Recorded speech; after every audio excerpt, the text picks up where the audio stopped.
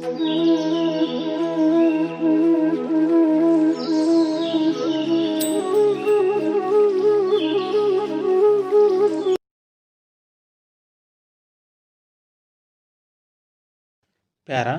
I am grateful to you for inviting me again and giving me this opportunity of meeting you and finding out from you what you have in your minds. I say this because in the course of your address, you appeared to feel that you were not given as many opportunities for consultation as you wished to have. It may be occasionally that this has not been possible or easy, but we accept entirely the principle of consultation in as large a measure as possible. Para, but you must remember that there is an essential difference in the working of the present government and the governments before independence. The earlier governments could come to decision more or less as they felt necessary, but we now have independence for the country. Further, we have always to keep in view the fact that it is not a simple question of give and take between the government and the particular interest concerned industry or the like. There are other interest concerned industry or the like. There are other interest as well, and finally the interest of the people of India who are no longer prepared just to accept what they are told.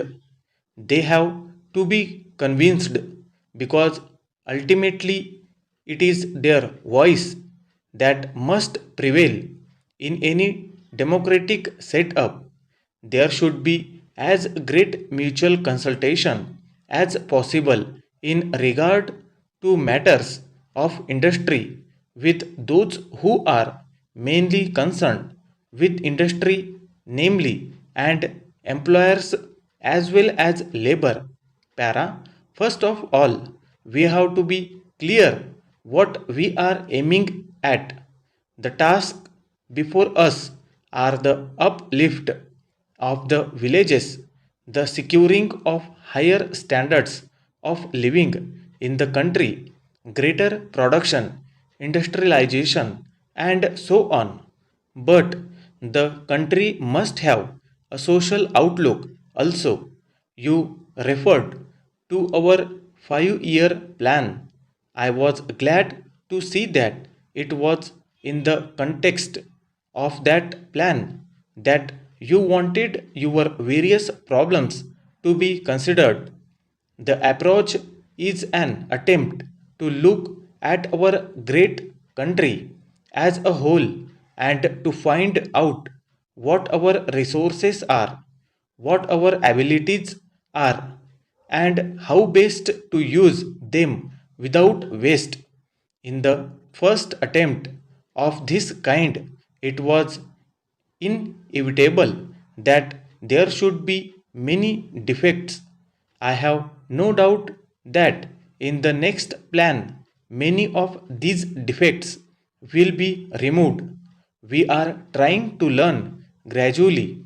In particular, the question of unemployment cannot be ignored. It has social and political consequences.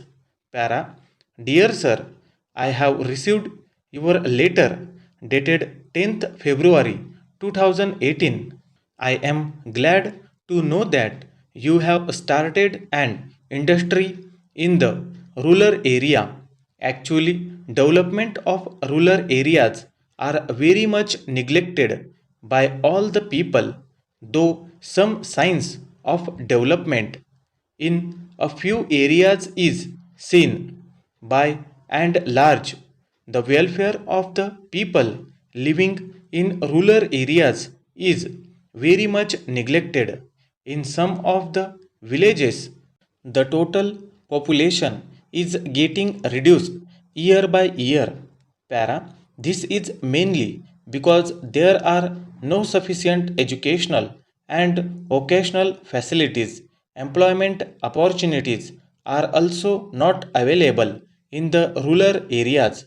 Unless steps are taken to improve these facilities, it would be difficult to retain the people in the villages.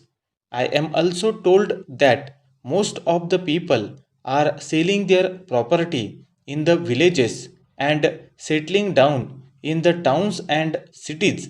The concept of service has not been developed among the educated youth. Yours sincerely.